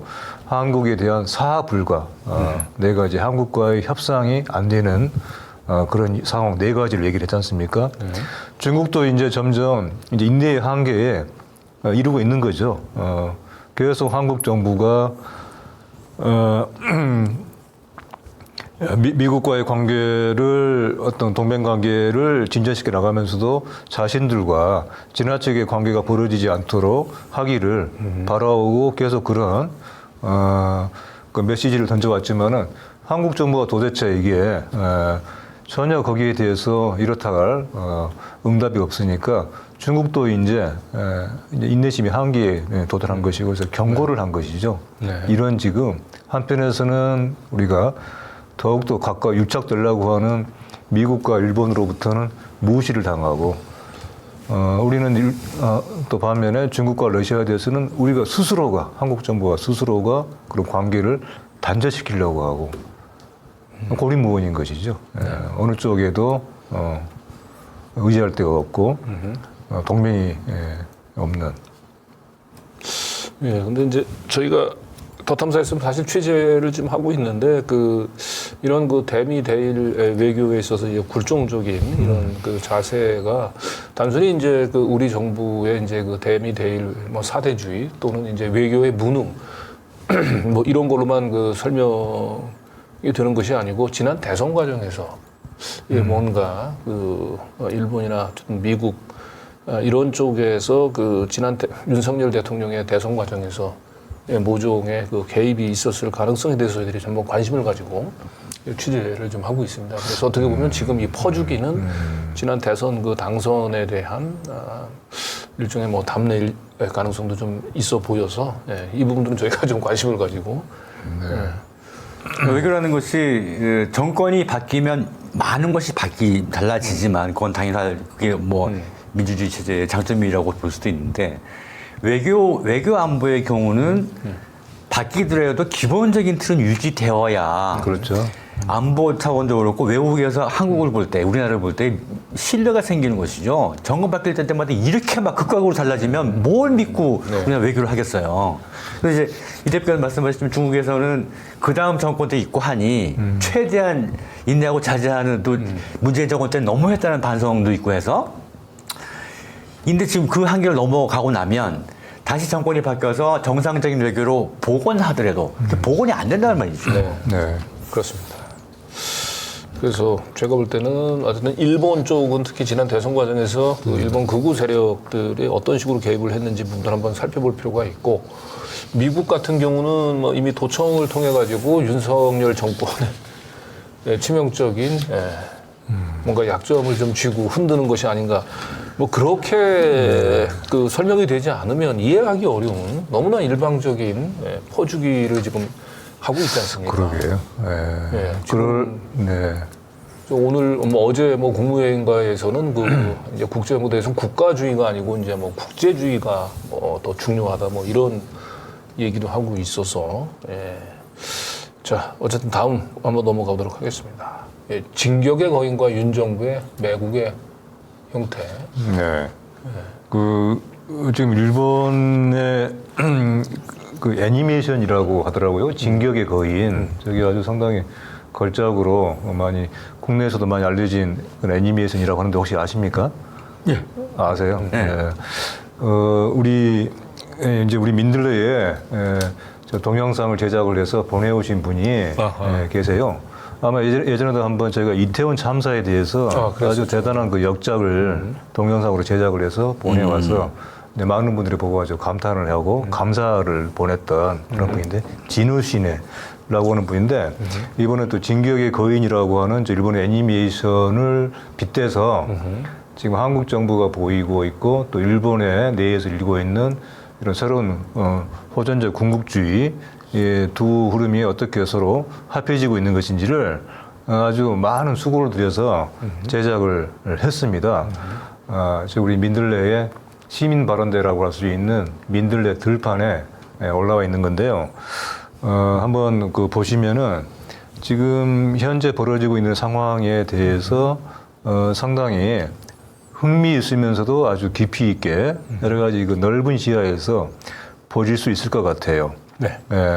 저기에서 말하는 이제 거인, 진격이 뭐냐 하는 것이 어떤 이 영화를 또 우리 진우 씨네가 얘기하려고 하는 것을 압축한 말인 것 같은데요. 거인은 이를테면 지금까지 잠자있던 일본을 상징하는 것일 수도 있고, 저 그림에 보이는 것처럼 바깥쪽에 있는 거인을 상대로 하는 작은 나라 일본. 저것은 어떻게 보입니까? 마치 일본이 어떤 피해자인 것처럼, 거인에 짓눌려 있는 피해자인 것처럼 그렇게 보이잖아요. 저 만화의 내용이 이제 그렇다는 거예요. 일본 자신이 지난 100년 동안에 피해자로 억눌려 왔었다. 그런 의미가 저 만화 속에 계속 흐르고 있다는 겁니다. 근데 바로 그 일본이 이제는 100년 동안의 이런 그 침묵을 깨고 100년 동안의 억압을 깨고 일어나야 된다. 그리고 바깥으로 나가야 된다. 그런 메시지가 이 영화 속에 담겨 있다라고는 그런 평들이 많더라고요. 기시다 정권의 지지율이 이제 50%를 회복하고 있고, 기시다가 북한을 상대로 해가지고 정상회담을 제안하고, 지금 경제 성장률도 지금 일본이 뭐 우리나라보다도 좀 더 높은 것 같아요. 그렇죠. 네. 그래서 전반적으로 일본의 구구는 이제 그 상승기를 보이고 있고, 반면에 윤석열 정부 들어가지고 한국은 뭐 경제 다 망가지고 있고, 지금 뭐 안보 불안 뭐 이런 부분에 있어서 일본하고는 완전히 지금 우리가 대조가 되고 있는데, 모두 다 윤석열 정권 출범하고 난 뒤에 일어난 일들이라고 볼 수 있는데, 박순찬 화백 또 네. 비슷한 그렇습니다. 패러디를 하죠. 네.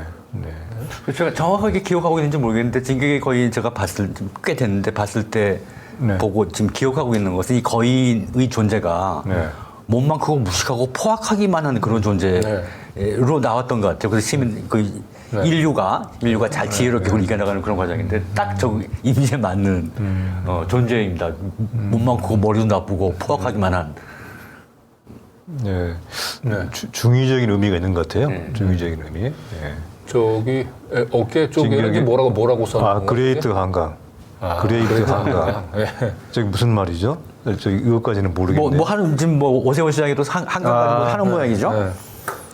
지금 이게 오세훈 시장인가요? 네, 오세훈 시장이에요. 네. 오세훈 시장. 그렇구나요. 경보는 게 오세훈 시장이잖아요. 오발령. 지난번에 제가 수제를 제대로 또 대비를 하지 못해가지고 제가 오세이돈이라고 한 그때 저희가 방송을 한번 했었는데, 그걸로 지금 그러니까 예. 저는 순간적으로 다른 성씨의 인물인 줄 알고요. 착각했네요. 예. 다른 성씨치고는 좀 얼굴 길게 나왔죠. 그러네요. 예.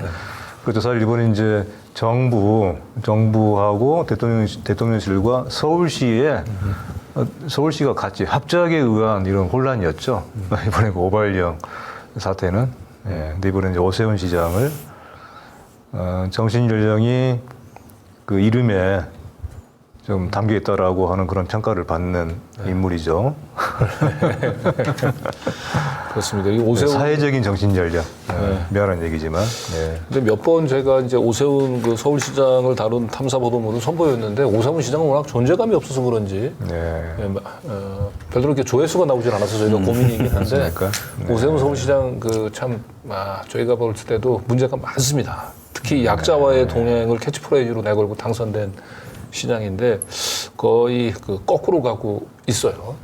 거의 뭐 토건의 자본, 그리고 서울시의 미개발 지역들을 전부 다 이렇게 좀 인허가를 지금 지금 무언측하게 좀 내주면서 다시 오세훈 서울시장 들어서 서울시 전체가 좀 난개발 우려가 지금 일부 있습니다. 진격은 진격이네요. 예. 그렇죠. 자, 다음 패소할 결심. 이거는 뭐 지난번에도 한번 다루긴 했습니다만, 이제 우려가 이제 현실로 드러난 모양입니다. 공판에서. 이건 저기 시청자들께서 특별히 좀 유념해 주셨으면, 좀 관심 가져주셨으면 하는 내용인데요. 지난달에 항소심 첫 공판 윤석열 징계 취소 청구 항소심 첫 번째 공판이 지난달에 있었고 4월달에 있었고, 이번 달에 두 번째 공판이 열렸습니다. 근데 이제 이 재판부들은 다 아실 거예요. 윤석열이 원고로서 검찰총장에 대한 징계점을 취소해 달라는 소송을 내고 1심에서 패소를 했는데, 그 사이에 원고는 대통령이 됐고 피고를 임명하고 지휘 감독할 수 있는 위치에 올라가 버렸단 말이에요. 원고와 피고가 구분이 안 가는 이런 이 엽기적인 상황에 이르는 재판이에요. 그래서 그래서 이런저런 조치를 안 하고 뭐 게을리해서 패소할 결심한 거 아니냐 했는데 지난달 첫 번째 공판만 해도 이 정부 측을 대리하고 있는 정부 법무공단 변호사, 젊은 변호사 둘이 나와서 나름 그래도 기본은 하는 것 같은 그런 법무부 측 제재를 변호사의 역할은 이 징계가 정당하다. 예, 그걸 주장해야 되는 그걸 거죠. 주장을 해야 되는 예, 건데. 그래서 제가 걱정했던 것은 맞아요, 원고 말이 맞아요, 이거 부당해서라고 이쪽 변호사 할까봐 근데 그러진 않고 나름 이제 또박또박 방어도 해서 그때는 기분은 하나보다. 그런데 이번 재판 지난주 2차 공판에서 2차 공판에서 지난주 화요일이죠. 2차 공판이 열렸는데 거기는 이 변호인의 자세가 확연하게 위축되어 있는 데다가 똑같은 대리인인데 확연하게 위축되어서 지난번 1차 그 공판 때 보고 뭔가 그러니까 이제 그 이쪽 변호사가 하는 일은 이 항소심은 재판장이 무슨 대학 교수처럼 법학 전공 세미나 하는 식으로 진행을 해요. 그래서 이 쟁점에 대해서는 뭐 예를 들어서 이럴 경우는 어떻게 하냐 이런 식으로 물어보고 답을 구하는 이런 식으로 진행하는데 원고 측의 공격에도 반응을 제대로 못하고 이 재판장이 물어보는 것에 대해서 또 제대로 답변을 못하고 있는 거예요. 못하고 있는 것도 문제인데 맥락에도 맞지 않게 이 피고 측의 법무부 측의 불리한 정황까지 이 피고 측 변호사가 내미는 사태까지 이르는 거예요. 노골적으로 이것은 패소할 결심이라는 것이 단순 우려뿐만이 아니라 현실로 진행되고 있다. 징계의 이제 절차 그 하자를 윤석열 대리인 쪽이 아니고 거꾸로 방어를 해야 될 이 법무부의 대리인이 절차적인 하자를 주장하고 있다는 거죠. 절차적인 하자가 이유 있다는 식으로 얘기를 한 거예요. 자세한 얘기까지 해서 할 수는 없겠지만. 그래서 이 재판이 중요한 것은 다 아시겠지만 윤석열이 대선 후보로 부상되는 과정에서 이 윤석열에 대한 감찰과 징계가 부당하다고 맞서서 그것이 여론의 호응을 얻어서 된 것 아닙니까? 그래서 이 징계와 이 항소 재판 자체가 윤석열 정권의 정통성과 관련이 되어 있는 것이죠. 또 하나 중요한 것은 뒤에 또 이제 기사와 또 관련이 있는 것인데 윤석열에 대한 정통성은 그것대로 문제이지만 한동훈이 이 정진웅 검사 징계도 이제 조금 이따 기사를 보겠지만 더 탄사로도 고생하고 있지 않습니까? 자기를 괴롭히는 건 악착같이 막 죽이려고 하고 있는 것이에요.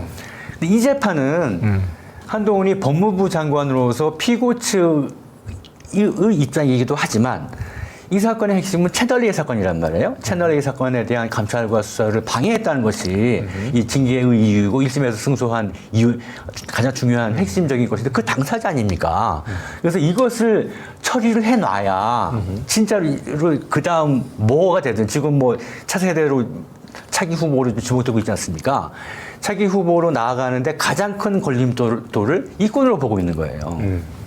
그래서 이것은 그냥 단순히 정부 측 변호인이 위축되어서 뭘 할 거를 못하고 하는 정도가 아니라. 그러니까 윤석열의 이제 징계가 정당하다고 얘기하면 결국은 한동훈 장관의 한동훈 장관의 범법과 관련된 사항이 옳다라고 인정받게 되는 것이 법적으로. 그러면 사실은 이제 여기 법무부에서 임명한 대리인은 윤석열 대통령 한 명도 상대하기 버거운데 결국은 한동훈 장관의 눈치를 볼 수밖에 없죠. 그래서 그냥 눈치만 보는 정도가 아니라 제가 이번 기사에 쓴 것은 노골적으로 어떤 액션이 취해졌다는 거예요. 액션이 이렇게 해라. 그러니까 변호인이 아무리 이상한 사람이라도 이제 절차적 하자 이게 이유가 있다는 식으로 얘기를 할 수가 없는 거거든요. 그다음에 거기 딱 이제 인서트 삽입시키는 그 사항이 사실 아무 관계도 없는 것인데 분위기만 이상하게 비우는 그런 걸 집어넣는 거예요. 그러니까 이제 이것이 단순한 우려가 아니라 그다음에 어떤 위치나 입장 때문에 정부 측 변호인이 위축된 정도가 아니라 구체적으로 법무부에서 이 재판을 뒤집기 위한 액션이 이루어졌다라고 판단하는 것이고 그것은 한동훈의 차기를 위한 그 여정에서 가장 중요하게 생각하고 그런 가진 노력하고 있다라고 판단을 하고 있는 것이에요. 결국은 뭐 상대방 골에 꼬리를 넣어야 되는데 지금 한동훈 법무부 대리인은 자살골을 먹기 네. 위해서 자신의 골대를 향해서 지금 뭐 공을 차고 있는 상황이나 다름없습니다. 그러고 있는 민기적거리다가 아닌 것처럼 그러다가 어저께는 그러니까 지난주에 한 골 넣은 거예요. 네. 사실은. 한 골 넣은 거였네. 자기네 골대에다가. 네. 그러니까 기본적으로 변호인이라면 이 징계와 관련된 여러 상황에서 빠삭하게 주지를 하고 있어야 될 거 아닙니까? 그럼 이제 원고 측 변호인이 뭐라고 주장을 하면 방어를 해야 되는데 하나도 몰라요. 알려고 하고 있지도 않고.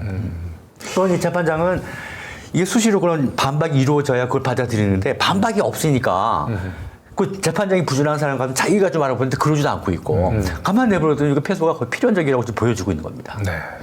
좀 안타깝네요. 1심에서는 뭐 이게 정직 4개월뿐만 아니고 이건 해고 네. 면직에 해당되는 징계 사유다라고까지 얘기를 했었는데 항소심에서는 다른 쪽이 아니고 징계의 정당성을 주장해야 될 법무부 대리인이 거꾸로 징계의 절차상 하자가 있다 이렇게 주장을 하고 있는 상황. 정말 패소할 결심, 말 그대로 패소할 결심을 하고 있네요. 자, 다음 한동훈이 또 이것도 역시 본인이 이제 압수수색 과정에서 이제 뭐 자신을 이제 밀쳤다는 이유로 그 독직 폭행으로 어떤 정진웅 당 검사가 무죄가 선고됐죠. 대법원까지 가서. 대법원까지 한 1심만 1심에서 1심이에요. 항소심이 진행 중인데요. 네. 이건 역시 그러니까 보복 징계이긴 한데 그보다 더 깊이 깔려 있는 것은 한동훈이 자기와 관련된 모든 것을 다 클리어 시키고 싶은 것이에요. 그러니까 이제 이게 그 정진웅 검사의 독직 폭행 사건이 한동훈이 피해자의 입장이 있기 때문에 이것이 1심 판결이 확정이 되게 되면 자기가 아무 죄 없는 정진웅 검사를 피해자 코스프레를 하면서 괴롭힌 꼴이 되지 않습니까? 그렇죠. 그걸 어떻게든 없애버리려고 하는 거예요. 그런 일환으로 진행되고 있는 겁니다. 이 징계가. 그리고 내용적으로도 말이 안 되죠. 그렇죠. 재판이 진행되고 있는데 왜 그걸 어떻게 징계를 합니까? 게다가 1심에서 무죄를 받은 것이고 네, 1심에서 네, 1심에서 무죄가 선고됐죠. 그렇죠. 그럼 최종 그 대법원 판결을 지켜본 다음에 네. 그렇죠. 대법원 판결에서 사실 무죄가 선고되면 보통은 그걸로 네. 징계 문제도 사실상 이제 그걸로 다 가름이 되는 거죠. 그렇죠. 네, 보통은. 네, 그렇죠. 근데 지금 1심 무죄가 되고 결국 최종심에서도 무죄가 선고될 것 같으니까 일단 징계로. 그러니까 이게 정진웅.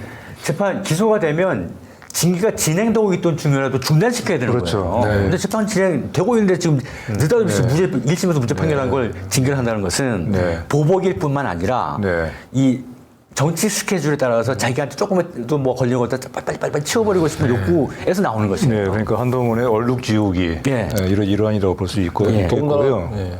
또 사실 이 기사 속에 나오지만은 이제 상반되는 것이 김웅 검사가 있지 않습니까? 네. 이른바 그 고발 사주, 예, 그 핵심적인 장본인. 근데 바로 그 정작 김웅 지금 의원이죠. 아니 김웅이 아니고 그거는 이제 손준성인가요? 손준성 검사 대검. 그렇죠. 손준성 검사도 있고 또 이제 김웅은 이제 기소 대해서도 네, 공수처로부터 무혐의 처리됐죠. 예. 손준성 공수처로부터 이제 그것이죠. 공수처로부터 이것은 뭔가 문제가 있으니까 여기에 대해서는 조사가 필요하다라고 보내왔지만은 그걸 법무부에서 문제가 없더라고 검찰이 해서 그렇던가요? 검찰에서 무혐의 결정을 그렇죠. 네. 그래서 이게 상반되는 지금 그 대신 이제 그 대응이 손준성 검사는 공수처에서 기소를 했는데 그래서 네. 공판이 진행 중인데 네. 아직 1심 결과도 나오기 전에 이미 검찰에서 이 부분들은 김웅은 무혐의 처리한 거죠. 예. 네. 네, 면죄부 처리를 한 것이죠. 네. 그렇죠. 이걸 보면서도 드는 생각이 지금 우리 선배가 얘기하신 것처럼 좀 이 사람들이 이 사람들이 정말 참 열심히 하는 게 있어요. 열심히 하는 거. 아주 소홀히 하는 거, 태만한 것이 있고 열심히 하는 것이 있는데 소홀히 하는 것은 태만히 하는 것은 국민들의 행복. 예? 글쎄요, 그걸 뭐라고 할까요? 뭐 국리민복이라고 할 때 뭐 민복에는 태만하고 또 다른 것은 다른 복은 아주 정말 철저하지 않습니까? 그게 뭐냐? 건복? 보복이죠. 보복. 아. 보복. 예. 네. 너무나 열심히 해요. 뭔가 지금 자기한테 이만큼의 불이익을 주고 뭔가 피해를 줬다라고 생각한다면은 정말 집요하게 그를 물고 늘어져서 끝까지 뭔가 어떤 이 복수를 하려고 하는 그렇죠. 그런 점에 있어서는 정말 유능하고 탁월하고 철저하구나. 네. 또 하나 그런 진행되고 있는 생각이 재판이 신성식 검사장이라고 해서 그 KBS의 채널A 사건에 대해서 브리핑한 게 기사가 나서 한동훈이 명예훼손으로 또 고소를 한 게 있어요. 여기서 이제 그 신성식 검사장이 수사 단계에서는 피해자에게 사과하고 싶다라고 진술했는데 재판이 준비를 들어오면서 그 진술을 부인을 했어요. 못 참겠다는 거지. 그때는 선처를 바라고 잘 그냥 무마되기를 바라고 그런 뜻을 얘기를 했는데 그 뒤에 그랬는데도 기소를 하고 또 괴롭히니까 그렇게 못하겠다고 입장을 바꿔놓은 거예요. 그러니까 한동훈이 필두가 되어서 아까 말씀하신 한동훈 얼룩 지우기 내지 보복을 진행하고 있지만 그에 대한 반발도 만만치 않다. 그래서 우리 지지자 여러분과 국민 여러분들께서 이 건에 대해서 제가 이제 법조 에디터를 하고 있지만 사실상 아주 어려운 법률 쟁점을 쉽게 풀어 쓰는 게 제 일이긴 한데 그 자체가 골치 아프고 어렵지 않습니까? 그러나 깊이 좀 관심을 가지시고 국민들에게 알려주시고 계속 뜨거운 성원을 보내주시면 감사드리겠습니다. 네. 한동훈 장관의 이제 앞길을 막았던 사람들에 대해서는 이렇게 가차없이 이제 보복성 이제 수사 또 징계를 진행하고 있는 반면에 저희 더 탐사와 한동훈 사건과 관련된 사건들은 거의 진행이 지금 안 되고 있어요. 저희 한동훈 장관 자택 방문한 걸 이제 스토킹으로 저희가 구속영장 청구에 기각됐는데 그 뒤로 수사가 일처 지금 진행이 안 되고 있어요. 검찰로 좀 송치된 바도 없고 청담 게이트 건도 이미 저희 10월 24일 날 첫 보도하고 난 뒤에 지금 7개월, 8개월이 넘어가는데도 지금 경찰에 수사할 생각도 안 하고 수사 결과를 발표할 생각도 지금 안 하고 있어서 그 부분들은 한동훈 장관이 마음 먹은 대로 기대했던 것 같고 좀 잘 진행이 안 되고 있는 것 같습니다. 자, 다음 소식으로 한번 좀 넘어가 보겠습니다. 종편 결국은 이제 한상혁 방통위원장이 면직됐어요. 면직이 됐죠. 후임에 이제 이동관. 설마 했던 인물이 지금 거의 내정이 된 것으로 그렇게 얘기가 나오고 있고요. 듣자 하니까 이런 얘기를 했답니다. 윤시성의 권력자가 10명 중에 9명이 반대를 해도 나는 임명하고야 말겠다. 10명 중에 사진 속의 저 인물을 그만큼 지금 필사적이라고 하는 거예요. 그렇다면 왜 이렇게 필사적일까? 바로 거기 해답이 있습니다. 이동관이라고 하는 사람, 사실은 저하고는 약간 좀 겹친 인연이 있죠. 한 직장에서. 근데 그런 개인적인 어떤 걸 떠나서, MB 정부 때, 그때 이른바 언론 정책이라고 불리는 언론 장악의 어떤 사령탑과 같은 역할을 했어요. 그렇죠. 최고의 브레인 역할을 했죠. 최수중 씨와 같이 어떤 2인 1조가 돼가지고 그때 얼마나 한국 언론이 황폐화됐습니까? 바로 그 같은 이동관 씨의 역량 그리고 그때 했던 일들을 최고의 업적으로 보는 사람이 있는 거예요. 그리고 그것을 하나의 대단한 역량으로 보고 어떻게든 임명을 강행하려고 하는 것인데 MB 정부 때 했었던 그런 많은 과거 악행들 생각한다면은 절대로 임명이 용납되어서는 안 되는 사람이고요. 또 하나 이유가 있잖아요. 이미 많이 문제 알려지고 있지만은 그 자녀의 학교 폭력 문제. 하나고. 근데 그건 학교 폭력에서도 그건 간단히 넘어갈 수 있는 문제가 아닌데 그렇죠. 특히 정순신 국가 수사본부장 임명이 결국은 학폭 문제로 국민들 분노를 일으키면서 좌절됐는데 이거 이동관 이 후보자로 부르긴 아니고 그런데 이동관 이 자녀도 지금 하나고 문제가 사실은 이거 국민적인 공분을 살 수 있는 사안이거든요. 지금 알려지기로는 그 정순신 본부장의 자녀의 그 학교 폭력보다도 아마 2배, 3배 더 그 어떤 그 내용이 더 심하다 그런 얘기가 지금 나오고 있거든요. 근데 그럼에도 이렇게 강행하고 밀어붙이려고 하는 거 그거야말로 좀 전에 봤던 것처럼 한동훈 무죄받은 정주령의 보복 징계는 그게 깡패라는 말도 우리 민들레에서는 잘 안 쓰는 말이죠. 이제 비속어에 해당되는 말이지 않습니까?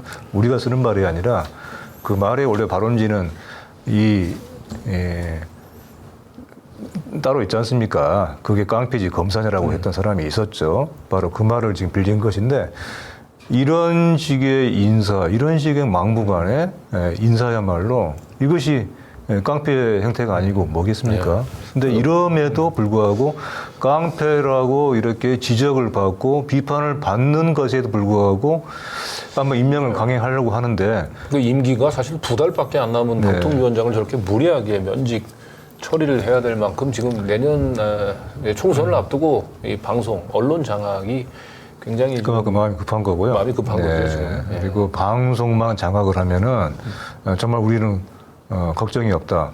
이런 생각을 하는지 모르겠어요. 이를테면 지금 이제 문제가 되고 있는 압수수색을 받고 있는 MBC와 같은 언론이 얼마나 믿겠습니까? 근데 바로 그 MBC가 만약에 다시 예전에 그 김재철이라든가 안광환 씨였죠. 그때와 같은 MBC로 돌아간다면은 그리고 KBS도 아마 이제 그런 내심에 그런 의도가 계획이 있겠죠.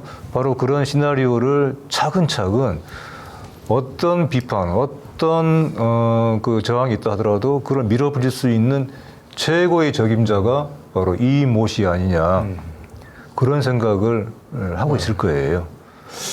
그러니까 뭐 검찰과 이제 언론만을 믿고 가는 것 같아요. 뭐 어떤 좀 무리수를 두더라도 알아서 마사지를 해주기 때문에 언론에서 그래서 밀고 가는 것 같고요. 근데 제가 사실 이게 조선일보 보도를 가져온 것은 이겁니다. 이게 그 지금까지 이제 이동관 씨 얘기가 나오면서도 이 사진을 실은 적이 없었거든요.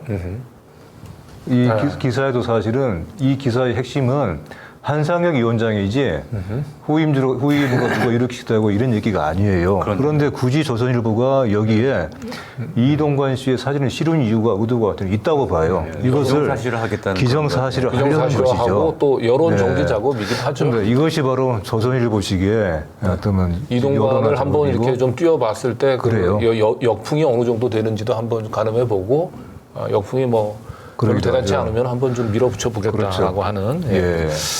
그러한 검수인 것 같습니다. 자, 다음은 우리 유시민 작가 늘 네. 화제를 몰고 다니는 칼럼인데요.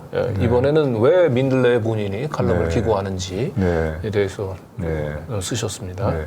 이번에는 특히 이제 민들레와 관련되는 내용이어서 또 이제 저희들로서도 우리 유시민 작가께서 이런 마음이셔서 하는 것을 또 저희들도 좀 보게 됐고 아마 민들레 독자분들도 이 유시민 작가의 일종의 내면의 고백이지 않습니까? 네. 그걸 읽으면서 많이 또 적잖게 뭉클해하는 그런 분들이 꽤 많았죠. 아무튼 유시민 작가께서 하시는 얘기는 글이라고 하는 것 그것이 무엇인가에 대한 얘기이기도 하고 그리고 왜 내가 2주일에 한 번씩 민들레라고 하는 여기 하필이면 왜 민들레이냐 이런 질문을 받는 그런 매체에 싣고 있는지에 대해서 자기의 그런 심경을 아주 담담하게 하지만 또 아주 좀 절절하게 밝히고 있어요. 뭐 저희로서는 아주 적지 않게 아주 좀 뭉클했습니다. 민들레 이제 그 포탈에도 지금 올라가지 않고 그래서 정작 나의 글을 읽어야 될 사람들은 정작 내 글을 읽지 못하고 그리고 굳이 내 칼럼을 읽지 않아도 되시는 분들만 읽는 그런 한계가 있지만은 자기는 언론을 크게 사형 언론하고 기자 언론으로 이렇게 구분을 했어요. 이제 기자 언론이라고 얘기하는 건 뭐 사형 언론이야 뭐 그냥 조중동으로 대표되는 그런 이제 사주들의 이익을 위해서 봉사하는 언론이고 기자들을 위한 언론은 아마 이제 한겨레 신문하고 경향신문을 얘기하는 것 같죠. 근데 거기는 기자들을 위한 언론은 기자들이 쓰고 싶은 대로 쓰는 언론 이렇게 얘기를 하면서 그래서 본인이 칼럼을 기고할 곳은 이제 민들레밖에 없다. 그리고 뭐 민들레에 자기가 칼럼을 쓴다고 해서 당장 세상을 바꿀 수는 없지만은. 그러나 늘 본인은 이렇게 그 칼럼을 좀 맨 마지막에 칼럼을 쓰는 주말마다 항상 날카롭게 깨어있는 듯한 기분을 느낀다. 그래서 혼탁한 세상에서 나 자신을 지켜가려는 의지를 시민언론 민들레의 칼럼으로 표현한다. 그게 칼럼을 쓰는 이유다. 그러니까 나 자신을 지키기 위해서 칼럼을 쓴다라고 하는 이 의미가 지금 네, 아마 우리 시민언론 민들레 에디터들의 신경을 또 대신 토로해준 그런 칼럼이기도 합니다. 다들 그렇게 공감을 하셨을 것 같아요. 네. 다들 우리가 일을 열심히 하고 있는데 해봤자 누가 보겠어. 그런 생각 자주 하진 않지만 그렇게 따지지만 그렇게 회의를 가질 수도 있는 일이지 않습니까? 그렇죠. 뭐 이런 조회수나 이런 지금 많긴 한 체급에 비해서 많은 편이지만 근데 그런 한계를 느끼지만 그럼에도 불구하고 유시민 작가가 얘기한 대로 칼끝에 서 있는 날카로움을 가지고 늘 일을 하고 있단 말이에요. 그건 한편으로 쾌감이기도 해요. 그렇죠. 우리가 이제 아직은 작은 언론이지만 이걸 누가 봐? 라는 그런 비아냥도 우리 들어도 뭐 할 리가 없는 너무 자조적인 것 같지만 그렇지만 우리 몇 달 사이에도 굉장히 크게 바뀐 우리 민들레 때 바뀐 것도 사실 많이 있기도 합니다. 그런 데서 쾌감을 느끼죠. 예를 들어서 이제 제가 맡고 있는 공판 기사 같은 경우에 나 때문에 민들레 때문에 다 바뀌었다고 할 수는 없지만 분명한 어떤 흐름의 변화는 그렇죠. 이제 공판 중심 사건 보도의 공판 중심주의가 그전에도 조금씩 있어 왔지만 거의 완전히 정착되게 된 것은 우리 민들레 역할이 크다고 생각이 되고요. 그런 칼끝 같은 목표의식을 가지고 우리가 하루하루 아까처럼 저기 강진구 대표께서 말씀하신 대로 격전장을 버텨가면서 일하고 있는 것을 유시민 작가가 잘 대변해 주신 것 같아서 되게 감사하게 생각하는 사람입니다. 윤석열 정권 특히 이게 기울어진 운동장에서 일방적으로 윤석열 그 정권을 미화하고 그 입맛에 맞는 엄청난 정보가 이제 쏟아지고 있는데 항상 그래서 우리는 깨어 있어야 되고 그런 걸 깨어 있지 못하고 그런 정보의 홍수에 그대로 떠밀려 가면 마치 이제 물고기들이 항상 물살을 헤쳐서 올라가야 되지 않습니까? 그 거대한 물결에 그냥 떠밀려 가는 경우는 결국은 그 물고기가 이제 생명을 잃은 경우 그렇게 이제 물살에 그냥 힘없이 무기력하게 떠밀려 가죠. 지금 현재는 나를 지키는 것이 굉장히 그리고 깨어 있어야 하는 것이 왜 중요한지를 결국은 나를 지키는 것 그런 나들이 모여서 우리가 되는 것이고요. 아까 이제 소개됐던 예를 들어서 검사님 모르면 그냥 가면 개조라는 제목의 기사를 다른 언론에서 상상도 못하는 것 아니겠습니까? 민들레이기 때문에 가능한 것이고 그런 직설적인 토론을 하는 것이 저의 존재 이유이기도 하고 민들레의 존재 이유이기도 한 것이죠.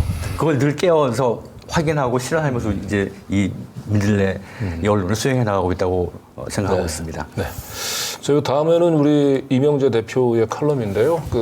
이번에 그 경찰이 그 한국노총 간부, 고공동선 한국노총 간부에 대해서 굉장히 아주 무자비한 진압을 하는 장면, 동영상으로 많은 시민들 이제 봤을 때 충격을 많이 받았을 거예요. 그 부분들이 좀 모티브가 되는 칼럼 같은데요. 네, 그렇습니다. 바로 이제 그 장면을 보면서 우리가 지금 80년대, 90년대로 돌아간 것이 아닌가 그 생각을 한편 하면서 또 우리가 이제 6월이 됐는데요. 6월에 들어서 우리가 또 기억을 좀 해줘야 될 한 명의 여학생이 있었어요. 바로 91년도에 그 악명이 높았던 백골단의 폭행에 의해서 목숨을 잃었던 당시에 성균관대 4학년 여학생이 있었습니다. 그 이름이 바로 이제 김기정인데요. 당시 25살의 나이였죠. 그 여학생의 죽음, 그리고 그때와 같은 이런 백골단의 그런 폭력, 거리에서의 이런 시민들의 자유로운 의사 표현을 억압하려고 하는 이런 얘기들이 막 횡행하고 있는 지금의 상황, 이걸 어떻게 봐야 될 것인가 하는 거, 그런 얘기들을 다시 한번 우리가 김기정이라고 하는 우리가 한 번쯤 6월이 되면은 좀 떠올려 줄 필요가 있는 저 김기정 씨의 죽음을 통해서 한번 좀 얘기를 해보고 싶었던 것입니다. 네. 그리고 최근 또 민주노총 도심 집회에 이제 경찰이 그 최루탄 캡사이신 한 3,800대를 뭐 준비를 했었다고 하죠. 네. 완전히 이제 시계를 거꾸로 돌리는 우리가 80년대 그 매캐한 그 최루탄 연기를 마시면서 그 시위를 해야 했던. 그래서 근데 이제 이 캡사이신이 이미 이제 2017년 3월 달에 자취를 감췄다고 하더라고요. 그래서 그 지금 한 6년 만에 다시 등장을 하는 것 같은데 계속 시계를 거꾸로 돌리고 있는 것 같습니다. 네.